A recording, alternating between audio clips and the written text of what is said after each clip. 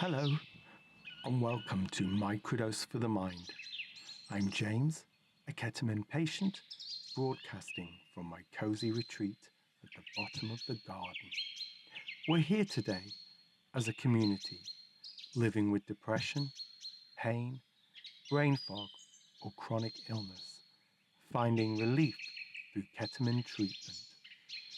Make sure you've taken your medication and are now feeling the first gentle waves begin to wash over you. Even if you're not a ketamine patient, this space is still for you. Time to reflect, breathe, and reset.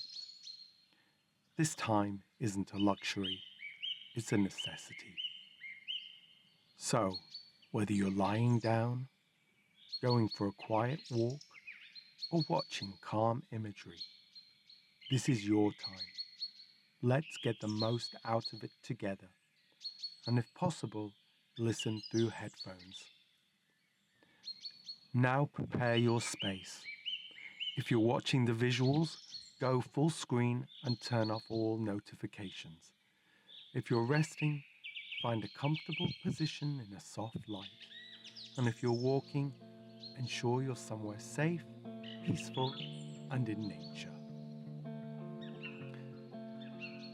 As always, let's begin with some deep breathing.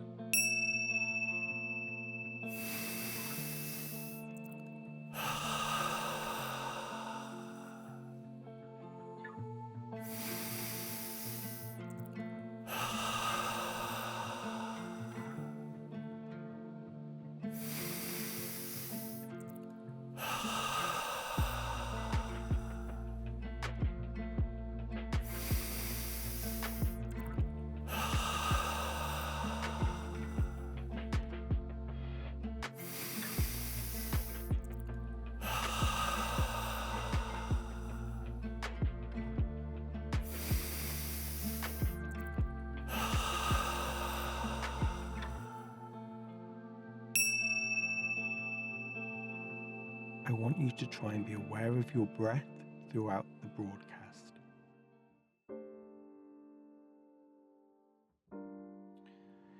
If your eyes are closed, imagine walking a forest path.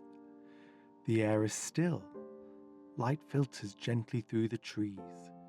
With each step, your body feels lighter and lighter. With each breath, you release tension. For those watching, imagine yourself walking through this beautiful Italian countryside. Again, each step feels lighter and lighter. For those walking, again, each step feels lighter and lighter. Look at the beautiful nature all around you. Each breath carries away a worry. You don't need to solve anything right now, just be.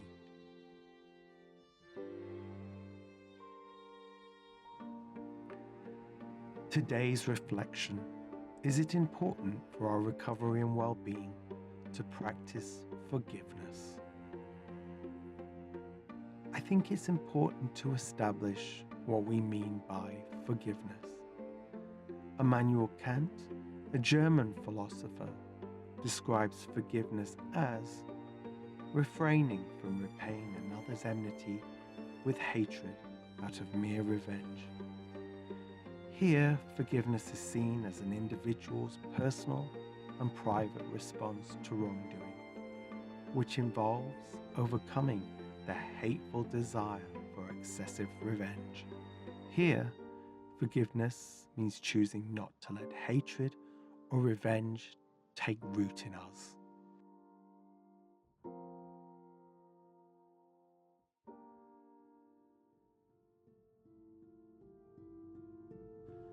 Many philosophers agree that true forgiveness isn't about excusing, justifying, or forgetting.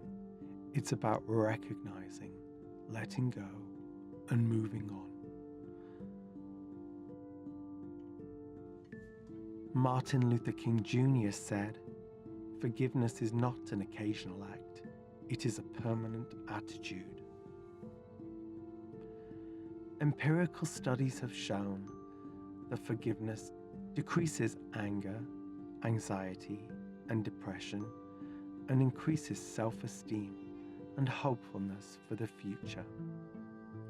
For many of us living with depression or chronic illness, it's important we aim for a peaceful a life as possible. It means controlling our stress, worries, and anxieties, laying down thoughts that no longer serve us. I think enmity towards another leads to rumination, which leads to stress, and this impacts our body in a very negative way and can deepen our depression or illness. We need all our strength to recover. Ketamine also helps as it can interrupt the brain's habitual worry loops. It quietens the amygdala, the brain's fear center. This is why how we spend our treatment time matters. Let's plant new thoughts.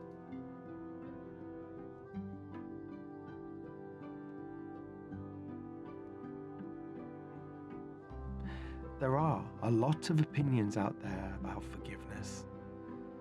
Modern experts will tell you that you should not forgive. Self-help articles extol the virtues of not forgiving those who have hurt us because it invalidates the abuse we've experienced and the trauma we may slowly be working through. Let's dive into what some of our great thinkers had to say about forgiveness. According to Aristotle, goodness is to do good to the deserving and love the good and hate the wicked, but not be eager to inflict punishment or take vengeance, but to be gracious and kindly and forgiving. So we recognize others' acts for what they are, but good people let things go. It's about being wise and also morally virtuous. The late Pope Francis said, "As the Lord has forgiven you, so should you do. But if you do not know how to forgive, you are not a Christian, because you do not do as the Lord did. Moreover, if you do forgive, you cannot receive the Lord's peace, the Lord's forgiveness." Indeed, Jesus Christ said about forgiveness, according to the Bible, "Love your enemies, do good to those who hate you, bless those who curse you, pray for those who mistreat you. Then your reward will be great, and you will be children of the Most High, because He is kind to the ungrateful and the wicked. Be merciful, just as your Father is merciful." Jesus even said that when we don't forgive people, we will also be judged in the same way. I think many of Jesus' teachings were about how to live a happy and content life. He was saying if we don't forgive others, we'll suffer, and it's also important to seek forgiveness for our own mistakes.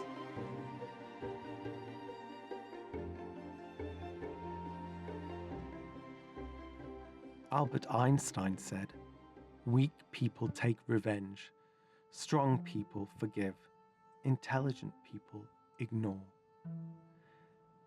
It's definitely interesting to ponder this thought. What is the difference between forgiveness and ignoring another's behavior?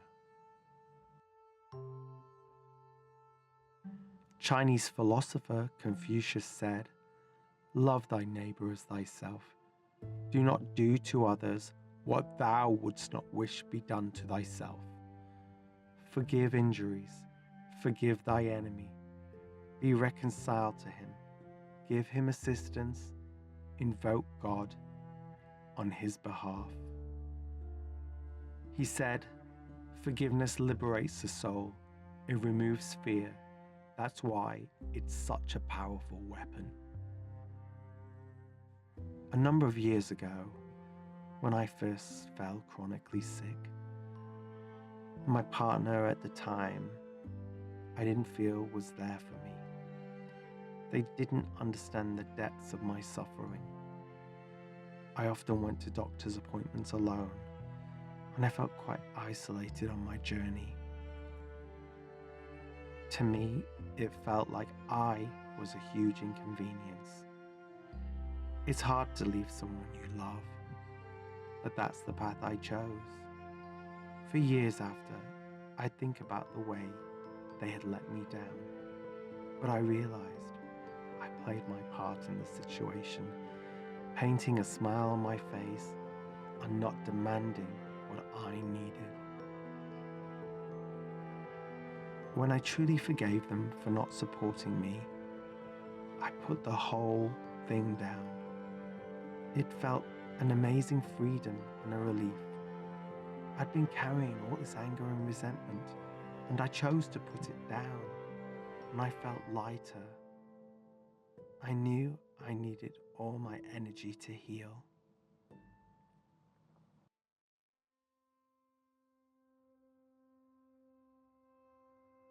By now, you should feel the medicine in full effect, waves washing over you. Rumi was a 13th century poet. On forgiveness, he wrote, "As long as you cannot forgive your own mistakes, you cannot forgive others. It may look like we have forgiven ourselves or others, yet the unconscious mind will not lie, and thus, if the forgiveness has been fake, the bad feeling of being guilty or of anger or of shame will appear in our dreams." I think this is about doing the work, not saying we forgive because intellectually we know we should, but then we're still harboring some corner of resentment. Sometimes we genuinely think we've forgiven, but something happens and then these strange feelings arise and we realize it's still there. Those negative feelings, they can be hard to flush out and they're very sneaky. The Dalai Lama's message on forgiveness, I think, is crucial. He wrote, "Until we can forgive the person who's harmed us, that person will hold the keys to our happiness. That person will be our jailer. When we forgive, we take back control of our own fate and our own feelings. We become our own liberator. A happy mind is a healthy mind, and a healthy mind is good for the body." I think sometimes we can feel that if we forgive, the other person has won in some way or got away with something. I think the Dalai Lama's reframing reminds us that forgiving is a positive position to take. I love his analogy of the keys to our own prison. Many times in life, we create our own jail.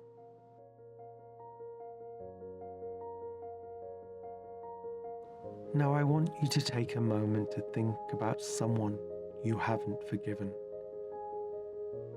Is it worth holding on to these feelings? Do you want the feeling of resentment to go? You hold the keys. Perhaps it's time to unlock your jail. Forgive not because others deserve it, but because you deserve peace. In Buddhism, forgiveness is not about turning the other cheek or letting someone continue to get away with their behavior that is mean or heartless. Real forgiveness is about letting go. Forgiveness doesn't mean you accept what they did, but what happened doesn't bother or control you anymore. Buddhism teaches us that by becoming aware, we are able to forgive. Forgiveness is done through the practice of repeating phrases of forgiveness towards oneself, towards those who have harmed us, and towards those whom we have harmed. The Stoics recognize that forgiveness is a powerful antidote for anger, and there is a connection between the Stoic advice to remove anger and their exhortations to forgive each other. Stoicism acknowledges that people mistreat people and cause them pain, and it recognizes that the main cause for one's pain comes from within oneself. It is also recognized that nobody does wrong willingly, and so wrongdoers act out of ignorance.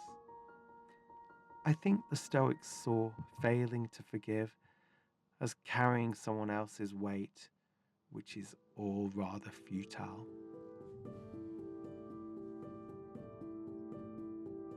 I don't know about you, my microdoses, but the older I get, the more I appreciate what Shakespeare had to say about the human condition. On forgiveness, he wrote in one of my favourite of his plays, The Winter's Tale. Do as the heavens have done, forget your evil. With them forgive yourself. Pray you now forget and forgive. It is in pardoning that we are pardoned. I pardon him as God shall pardon me. Shakespeare's work explores the intricacies of forgiveness. Through his work, Shakespeare demonstrates that forgiveness is not only a moral virtue, but also a powerful tool for redemption, healing, and personal growth. I think most of the great thinkers had the same central message. The act that hurt or offended you might always be with you, but working on forgiveness can lessen that act's grip and the pain it inflicts on you.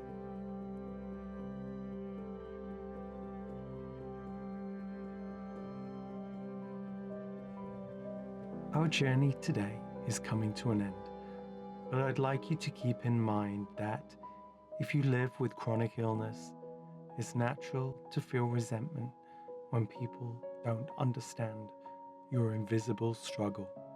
If you live with chronic illness, it's natural to feel resentment when people don't understand your invisible struggle.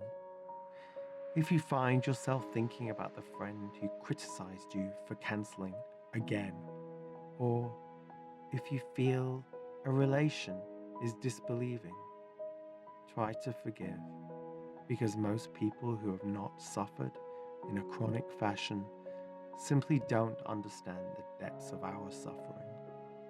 Their experience of illness is 2 weeks at the most, not day in, day out suffering that grinds one down. Forgive them because they are not bad people. They merely don't have a frame of reference. I think it's very important to always try to look at somebody's intention. The times I've shared about not feeling well, and people have replied, "You look very well." They don't realize they're not actually helping me, but they're making me feel even more isolated. However, I try to remind myself that their intention is only to help me. In the next week, if you find yourself thinking about somebody from the past, ruminating about an event or how someone has hurt you, ask, is this worth holding on to? Are you able to put it down so you are no longer carrying these feelings and you can use all your energy to heal?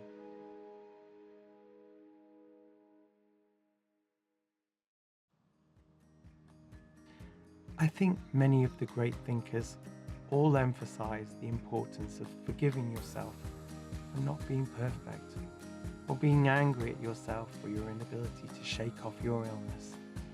Until you address both the mind and the body, only then you will fully recover. Remember, there's nothing wrong with you. You're not defective goods because you're struggling with your mental or physical health. These are the cards that life has dealt. Try to use your struggles to enrich your life. We probably wouldn't have had this time together if you weren't struggling, and this is propelling you forward to being a more rounded, content, empathetic, and emotionally richer person. There's an old saying that goes like this: unforgiveness is like drinking poison and expecting the other person to die. Lay the poison down. Choose peace.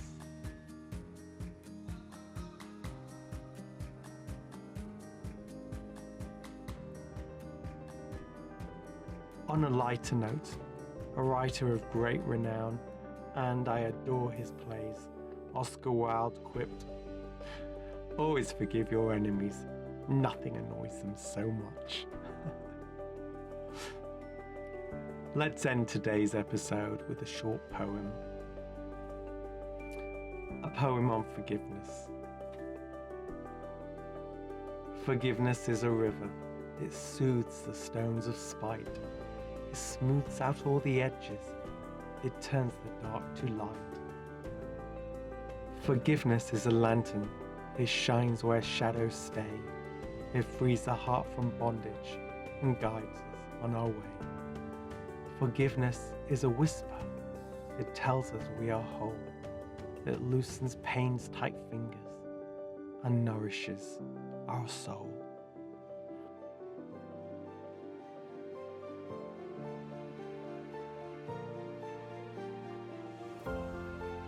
On our next episode, I think we'll reflect on being busy and why, when we are not busy in some way, then we've given in, and whether busyness truly serves us. Until our next broadcast, remember to breathe deeply, embrace the journey within, and find peace in every step. This is James at the bottom of the garden, signing off with hope, love, and resilience.